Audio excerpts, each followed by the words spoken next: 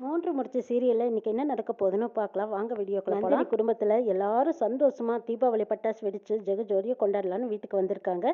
சிங்காரம் குடும்பத்துல இருந்து எல்லாரும் வந்திருக்கிறது. மாதவி, ஸ்ரேகா, சுந்தரவல்லி இவங்க 3 பேர்த்துக்கும் பிடிக்கல. இதை அசோக் வச்சு சரியான வேலைத்தனம் பண்ணிட்டு இருக்காங்க மாதவி. சிங்காரம் அவங்க கை காசு போட்டு துணி எடுத்துட்டு வந்திருக்காங்க. சூர்யாவுக்கு மோதிரமும் வாங்கிட்டு வந்திருக்காங்க. இது எல்லாம் பார்த்த மாதவி, ஸ்ரேகா பொறுக்க மாட்டாத, என்னது இவங்க எல்லாரும் தீபாவளி கொண்டாடுறது, நம்ம மட்டும் வேடிக்கை பார்த்துட்டு இருக்கிறதா? ஒண்ணுமில்லாத வேலைக்கார, அதுவும் பிச்சைக்கார அவன் பிள்ளைக்கு துணி எடுத்துட்டு வந்திருக்கான். இதை அதுவும் பூஜை அறையில வச்சு எவ்வளோ மரியாதையா இந்த சூர்யா என்னெல்லாம் கொண்டாட்டம் பண்ணிட்டு இருக்கான். அதுக்கு இந்த சூர்யாவும் காஸ்ட்லியான ரேட்ல எல்லாத்துக்கும் புடவை துணியெல்லாம் வாங்கிட்டு வந்திருக்கான். இதெல்லாம் பார்க்கும்போது நம்மளுக்கு எரிச்சலா இருக்குதுங்கிறாங்க சுந்தரவல்லி. மாதவி, ஸ்ரேகா 2 பேரும் பொறாமையில இருக்காங்க. அப்ப சுந்தரவல்லி கிட்ட வந்து சொல்றாங்க, என்னம்மா இது, நாளைக்கு தீபாவளி அவங்களுக்கா இல்ல நம்மளுக்கா? வசதி இல்லாத அவனெல்லாம் கூட சந்தோஷமா தீபாவளி கொண்டாட போறான், நம்ம மட்டும் வீட்டுக்குள்ளேயே கொண்டிருக்கிறதாங்கிறாங்க. அதுதாண்டி எனக்கு ஒன்றும் புரியல.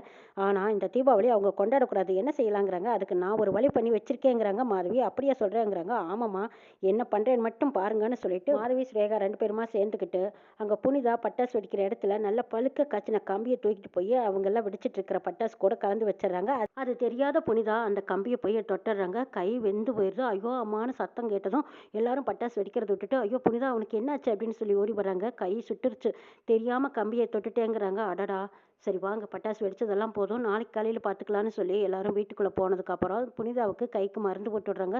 புனிதா, நோம்பினாலும் இப்படி கையை சுட்டுக்கிட்டு ஏமாங்கிறாங்க, எனக்கு தெரியாமல் போய் கம்பி எடுத்துட்டேங்கிறாங்க. சரி விடு, இந்த எண்ணெய் தடவிக்கலாம், சரியா போயிடுங்கிறாங்க. அப்பாடா, எப்படியோ நாம நினைச்ச மாதிரி இந்த புனிதா கையில் நல்லா புண்ணு பண்ணி விட்டாச்சு. அடுத்தது நாளைக்கு காலையில் யாருமே புது ட்ரெஸ் போடக்கூடாது, இவங்க தீபாவளி கொண்டாடக்கூடாதுன்னு நினச்சிக்கிட்டு மாதவி அசோக்கை எழுப்பி, இதை பாருங்க நான் சொல்கிற மாதிரி நீங்கள் செய்யுங்க, வாங்க எங்கன்னு கூப்பிட்றாங்க. என்ன மாதவி, என்னாச்சு இந்த நேரத்தில் கூப்பிட்ற, அதுவும் லைட்டெல்லாம் போட்டிருக்கே, என்ன விஷயம்னு கேட்குறாங்க. அதுதான் உங்ககிட்ட சொல்கிறேன் வாங்கன்னு கூப்பிட்றனால, கூப்பிட்டா வாங்கன்னு சொல்லி கூட்டிகிட்டு போகிறாங்க. பூஜை ரூமில் அங்கே பார்த்தீங்களா புடவை இருக்குது, இது நாளைக்கு காலையில் இந்த சிங்காரம் அவள் பொண்ணுக்காக கொடுக்குறக்கு வச்சுருக்கான். இந்த புடவையை அவள் பொண்ணு கொடுக்கக்கூடாது, அவளும் கட்டக்கூடாதுங்க, இல்லைன்னா தீபாவளி நாள் அதுவும் இந்த புடவையை கட்டிக்கிட்டு அவள் ரொம்ப பில்டப் பண்ணிக்கிட்டு போவா. இதெல்லாம் நான் பார்த்துட்டு இருக்க முடியாது, அதுக்கு தான் நான் சொல்கிறேன், இந்த புடவையை எண்ணெய் ஊற்றி நினச்சி வைங்கிறாங்க. அப்போ அசோக் சொல்கிறாரு, ஐயோ எண்ணெய் ஊற்றி வச்சா அவள் எப்படி கட்டுவாங்கிறாங்க, கட்டக்கூடாதுங்கிறக்காகத்தான் எண்ணெய் ஊற்றி சொல்கிறேன், ஊற்றுங்க முதல்ல அப்படின்னு மாதவி சொன்னதுக்கப்புறம் தட்டாமல் அசோக்கு அந்த புடவை ஃபுல்லாக எண்ணெயில் நினச்சி வைக்கிறாங்க. எலி கமுத்து விட்ட மாதிரி நம்ம ஏற்பாடு செய்யணும், சரிம்மா? தப்பு செஞ்சாலும் தடையும் இல்லாமல் செஞ்சுட்டு போகணும். அந்த எண்ணெயை அப்படியே கீழேயும் சிந்தின மாதிரி ஊற்றிட்டு வாங்கன்னு சொல்கிறாங்க. அசோக் அதே மாதிரி மூடியை கழட்டி எண்ணெயை தரையெல்லாம் ஊற்றிட்டு, சரி எப்படி வர்றதுங்கிறாங்க. பார்த்து வந்துருங்க, இங்கே பாருங்க, எந்த தடையும் இருக்கக்கூடாது, நாம தான் இதை செஞ்சோன்னு யாருக்கும் தெரியக்கூடாதுன்னு சொல்லிடுறாங்க மாதவி.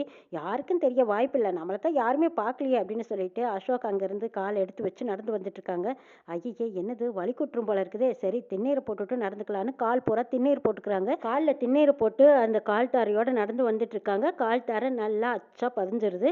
இது தெரியாத அசோக், மாதவி 2 பேரும் வீட்டுக்குள்ளே போனதுக்கப்புறம் ரொம்ப சந்தோஷத்தில் இருக்காங்க. அப்பாடா, எப்படியோ நாளைக்கு காலையில் இந்த எல்லாம் பார்த்துட்டு நந்தினி ரொம்பவே வருத்தப்படுவா. அவள் வருத்தப்பட்டாவே நம்மளுக்கு நல்ல ஜாலி தானே, சந்தோஷம் தானே.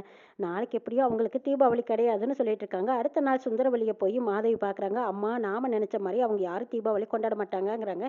எப்படி இப்படி சொல்கிறேங்கிறாங்க. ஆமாம்மா, நீ வேணா பாரேன், பார்த்துக்கிட்டே இரு, அவங்க எல்லாரும் நம்மளை வெறுப்பேற்றுறதுக்காக பண்ணினாங்கல்ல, அவங்க வெறுப்பாய்க்கு வந்திருக்க போகிறாங்கங்கிறாங்க. அப்படியே சொல்கிறேன், அதாண்டி நானும் எதிர்பார்க்குறேன், அப்படி என்னதான் நடக்குது எனக்கு எதுவும் தெரியலையேங்கிறாங்க சுந்தரவல்லி. இன்னும் கொஞ்சம் நேரத்தில் எல்லா வேடிக்கையும் பாருங்கங்கிறாங்க. சரி, அதையும் நான் பார்க்கத்தானே போகிறேன்னு சுந்தரவல்லி அவளோட காத்திருக்காங்க.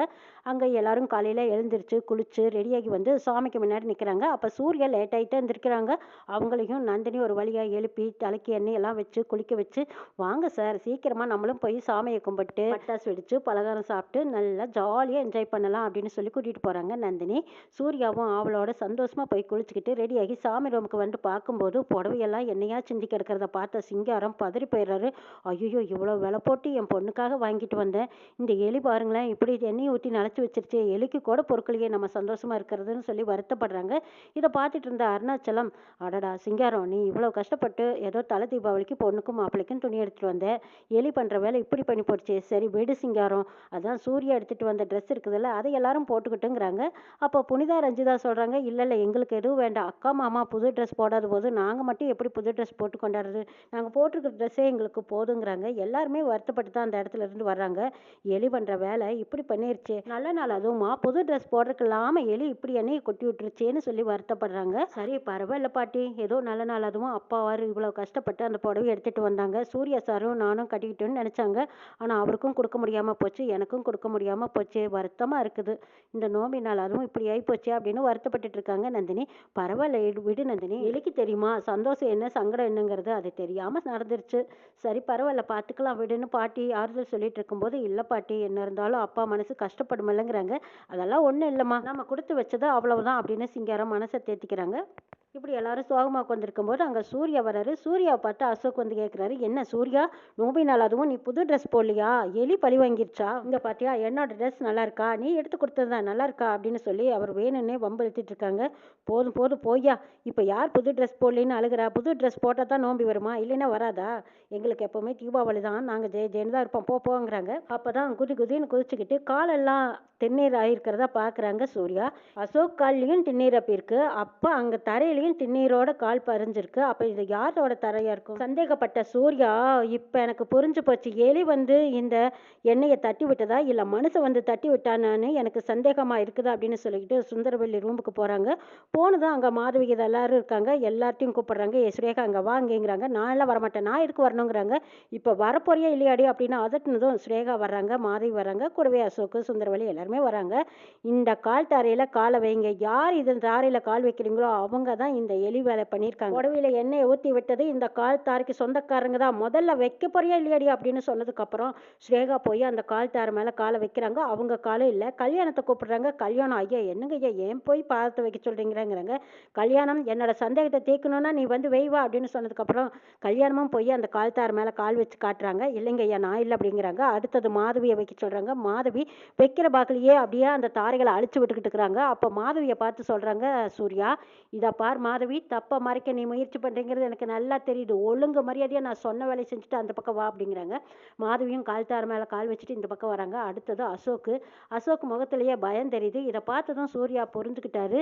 ஓஹோ எல்லாம் உன்னோட வேலை தானா? இந்த வீட்டுக்கு மாப்பிள்ளையா வந்த நீ தான் இந்த வேலையை பார்த்தியா? காலை வெயிட அப்படின்னு சொன்னதும் வைக்கிறாரு. இந்த கால் தாரிக்கும் அசோக்கோட காலும் பொருத்தமாக இருக்குது. அதை பார்த்ததும் சூர்யா போய் பெல்ட் எடுத்துகிட்டு வர்றாரு. சொல்லுடா எதுக்குடா இப்படி பண்ணின அப்படின்னு கேட்கவும் சூர்யா அது வந்துன்னு சமாளிக்கிறாங்க. வந்து போயெல்லாம் சமாளிக்க வேண்டாம், ஒழுங்கு மரியாதையாக சொல்லு. இதில் நீ மட்டும்தான் சொந்தமாக முயற்சி பண்ணி இப்படி ஒரு காரியத்தை பண்ணியா? இதுக்கு கூட்டாளியும் இருக்காங்களாங்கிறாங்க. ஐயோ சூர்யா யாருமே இல்லை, நான் மட்டும்தான் இப்படி ஒரு தப்பு பண்ணிட்டேன்னு சொல்லி மன்னிப்பு கேட்டுட்டு இருக்காங்க. மன்னிப்பு கேட்டால் எல்லாம் மறந்துடுமா? இந்த வேலையில் இந்த மாதிரி பல துணி என்னால் எடுக்க முடியும். ஆனால் நல்ல நாள் அதுவுமா என் மாமனார் வாங்கி கொடுத்த துணியில் நீ எண்ணெய் ஊற்றி விட்டுருக்கீன்னா அப்போ உங்ககிட்ட எவ்வளோ பொறாமத்தனமாக இருக்கும். எதுக்குடா அப்படி செஞ்சா அப்படின்னு சொல்லி வெளுன்னு வெளுத்து கட்டுறாங்க. அடியை வாங்கிக்கிட்ட அசோக் ஐயோ அம்மான்னு அலறிக்கிட்டு இருக்காங்க. என் மாமனார் எனக்கும் நந்தினிக்கு வாங்கிட்டு வந்து கொடுத்த துணியில் எண்ணெய் ஊற்றி விட்டுருக்கியே, அவரோட ஆசையில் மண்ணை போட்டதில் உனக்கு என்னடா வந்துச்சு அப்படின்னு சொல்லி திரும்ப அடிச்சிட்டு இருக்காங்க. அப்போது சிங்காரம் போய் கேட்குறாங்க, என் தம்பி ஏப்பா இப்படி பண்ணினேன்? அந்த புடவையை வாங்கறதுக்கு நான் என்ன கஷ்டப்பட்டிருப்பேன் தெரியுமா? என் பொண்ணு ஏதோ சந்தோஷமா நல்ல நாள் அதுவுமா புது துணி ஓட்டணுங்கிறக்காக நான் வாங்கிட்டு வந்து கொடுத்தேன். அதில் போய் எண்ணெயை கொட்டிட்டுட்டியே, என்னைக்கும் கட்ட முடியாத அளவுக்கு பண்ணிட்டியாப்பா. ஏப்பா இந்த மாதிரி பண்ணினேன்? உனக்கு எதுக்குப்பா இந்த எண்ணம் அப்படின்னு சொல்லி கேட்குறாங்க. இதை கேட்டதும் போய் மாதவி போய் சிங்காரத்தை அடிக்கிறாங்க. என்னடா நீ என் வீட்டு வேலைக்காரன் என் புருஷன் சட்டையவே பிடிச்சி கேள்வி கேட்பியா அப்படின்னு சொல்லி சிங்காரத்தை அடிச்சிடுறாங்க மாதவி. இதை பார்த்த சூர்யாவுக்கு வந்ததே கோவம். யானை பழம் கொண்டு ஒட்டம்பெல்லாம் முறுக்கேறி வந்ததும் பெல்ட்டை எடுத்துக்கிட்டு வந்து மாதவியை அடின்னு அடிச்சு வெளுத்து கட்டுறாங்க. உன் வயசு என்ன, அவரோட வயசு என்ன? உன் புருஷன் செஞ்ச சில்லறத்தனத்துக்கு நீ இவரை பிடிச்சி நியாயம் கேட்குறியா? கேள்வி கேட்கறக்கு உனக்கு அருகதை இருக்கா?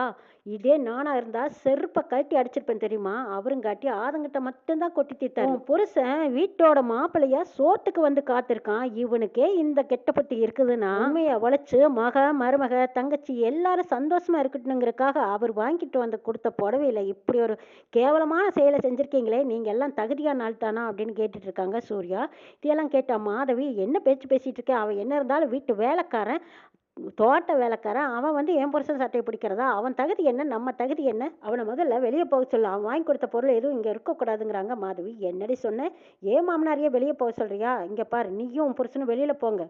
இதுக்கப்புறமா நான் தயவு தாட்சிணியமெல்லாம் பார்த்துட்டு இருக்க மாட்டேன்னு சொல்லிட்டு சூர்யா மாதவியை அடி அடின்னு அடிச்சு வெளுக்குறாங்க. கூட சப்போர்ட்டுக்கு சுரேகா வந்து தடுக்கிறாங்க. எல்லாரும் சந்தோஷமா இருக்கக்கூடாதுன்னு என்ன ஒரு சில்லறத்தனமான வேலையை பார்த்துருக்கீங்க, இதுக்கெல்லாம் யார் சப்போர்ட்டு, தாய் குழந்தானே அப்படின்னு சொல்லி சூர்யா சுந்தரவல்லியை பார்க்குறாங்க. சுந்தரவல்லி அமைதியாக தான் நின்றுட்டு இருக்காங்க. அந்த நேரம் பார்த்து அசோக்கையும் மாதவியும் வெளுன்னு வெளுத்து கட்டிட்டு அதோட விட்டு வைக்கல சூர்யா. நீ என் மாமனார்கிட்ட மன்னிப்பு கேட்டே ஆகணுங்கிறாங்க. அப்படியெல்லாம் வேலைக்காரங்கிட்ட நான் மன்னிப்பு கேட்க முடியாதுங்கிறாங்க மாதவி. என்ன வேலைக்காரனை சொன்னேன், இதுக்கப்புறமா மறுபடியும் சொல்றேன், எல்லாரும் நல்லா கேட்டுக்கோங்க. அவர் ஒண்ணு இந்த வீட்டு வேலைக்காரன் கிடையாது. இந்த வீட்டோட சம்மந்தி என் மாமனார். அதாவது என் மாமனாரை பத்தி தப்பு தவறா வேலைக்காரன்னு சொல்லி கேள்விப்பட்டேன், யாருன்னு பார்க்க மாட்டேன், அடிச்சு வெளுத்து கட்டிடுவேன், ஜாக்கிரதை. இனிமே என் மாமனாருக்கு மரியாதை இல்லாம யாராவது நடந்துக்கிட்டீங்கனாலும் சும்மா விட மாட்டேங்க. ஒரு தடவை இல்ல, 2 தடவை இல்ல, திரும்ப சொல்றாங்க, இனிமே தோட்ட வேலைக்காரன் வீட்டு வேலைக்காரன்னு ஏதாவது சொல்லிட்டீங்க, பல்லு பவுடெல்லாம் பேத்துருவேன். என் மாமனாருக்கு என்ன மரியாதை கொடுக்கணுமோ அந்த மரியாதையை கொடுக்கணும். அப்படி இல்லையா, மரியாதை இல்லைன்னு தெரிஞ்சது அவ்வளவுதான், உயிரோட விட்டு வைக்க மாட்டேன் அப்படின்னு சொல்லி மிரட்டிட்டு இருக்காங்க. அங்க அசோக் ஒரு பக்கம், மாதவி ஒரு பக்கம் நடுங்கி நிற்கிறாங்க.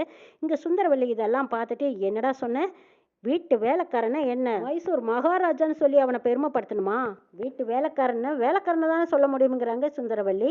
அப்படி சொன்ன காலம் வேறையா இருக்கலாம், ஆனால் இப்போ அவர் என்னோட மாமனார். அவர் பொண்ணை நான் கல்யாணம் பண்ணியிருக்கேன், என் பொண்டாட்டி நந்தினி. அவளோட அப்பாவை என் வீட்டு மாமனார்னு தான் சொல்லணுங்கிறாங்க சூர்யா. அப்படி சொல்ல முடியலன்னா என்னடா பண்ணுவ அப்படின்னு வந்து கேட்குறாங்க. அது மட்டும் இல்லாமல் மாதவி அசோக் செஞ்ச தப்பை மறைச்சிட்டு, ஆமாம் என் பொண்ணு அப்படி என்ன தப்பு செஞ்சுட்டான்னு அவளை போட்டு இந்த அடி அடிக்கிற, அதுவும் ஏன் கண்ணு முன்னாடி, நான் பெத்த பிள்ளைய நீ அடிக்கிற அளவுக்கு உனக்கு என்ன தைரியம், என்ன துணிச்சல், இதெல்லாம் எங்கேருந்துடா வந்தது? போய் அந்த பிச்சைக்கார குடும்பத்தில் பொண்ணு எடுத்தது மட்டும் இல்லாமல் அவங்களுக்கு சப்போர்ட் பண்ணிக்கிட்டு கூட பிறந்த அக்கா தங்கச்சிகளை அடிக்கிறியா, உன்னை நான் சும்மா விட மாட்டேன்டா அப்படின்னு சொல்லி சுந்தரவல்லி சூர்யாவை அடிக்கிறதுக்கு வராங்க. அப்போ தான் சூர்யா எதிர்த்து நிற்கிறாங்க. என்ன தாய் குலமே, இது வரைக்கும் வாயில் தான் பேசிட்டு இருந்தேன்னு பார்த்தீங்களா, நீங்கள் ஒரு அடி கொடுக்கும்போது நான் திருப்பி அடித்தேன்னா உங்கள் மரியாதை, ஸ்டேட்டஸு, கௌரவம் இதெல்லாம் எங்கே போய் பறந்துக்கிட்டு விழுன்னு தெரியுமா? பெத்த பொண்ணை ஒழுங்காக வளர்த்த துப்பில்ல, கல்யாணத்தை பண்ணி வீட்டோட மாப்பிள்ளைங்கிற பேரில் இதோ இங்கே கோர வச்சிருக்கீங்களே, இவனோட தகுதி என்ன? என் மாமனார் வேலைக்காரனாக இருந்தாலும் வேலைக்காரங்கிறக்கு ஒரு கௌரவம் இருக்குது, ஆனால் வீட்டோட மாப்பிள்ளைங்கிறக்கு ஏதாவது கௌரவம் இருக்கா? ஓசி சோறு உட்காந்து தின்னுக்கிட்டு இருக்கிறவனுக்கு பேர் மாப்பிள்ளைங்கிற பேருக்கு ஒரு அந்தஸ்து, அவனுக்கு சப்போர்ட் பண்ணுறதுக்கு இந்த மாதிரி ஆளுங்க. ஓசி சோத்தி கலையிறவனை விட வேலைக்காரனாக இருக்கிற என் மாமனார் எவ்வளவோ மேலானவர் தெரியுமா? இந்த வயசுலையும் கஷ்டப்பட்டு தான் பொண்ணுங்களுக்காக என்னெல்லாம் செஞ்சிட்டு இருக்காரு. ஏன் இப்போ கூட எனக்காக நகை வாங்கிட்டு வந்திருக்காரு, என் பொண்டாட்டி நந்தினிக்கு புடவை எடுத்துட்டு வந்து கொடுத்துருக்காரு. உங்க வீட்டு மாப்பிள்ளையும் மகளும் என்னத்தை செஞ்சு கிழிச்சாங்க, அவங்களுக்கு நீங்க என்னத்தை செஞ்சு கிழிச்சிங்கன்னு சூர்யா கேட்குறாங்க.